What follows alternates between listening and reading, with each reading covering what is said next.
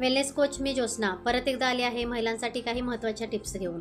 तर मला कोण बघायचं आहे किंवा मला कोणाला दाखवायला जायचं आहे असं जर तुम्ही म्हणत असाल किंवा असा विचार करत असाल तर थोडंसं थांबा.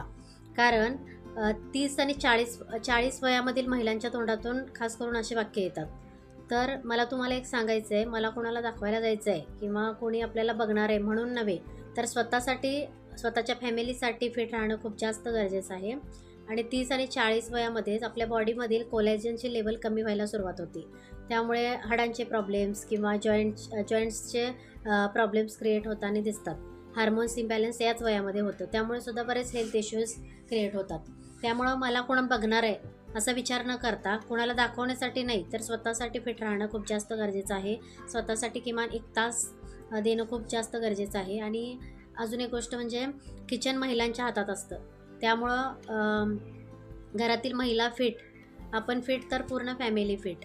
त्यामुळे काही गोष्टी समजून घ्या आणि व्यायाम किंवा डाएट यासारख्या किंवा आपल्या हेल्थकडे लक्ष द्या आणि हेल्दी लाईफस्टाईलकडे वाटचाल करा. थँक्यू.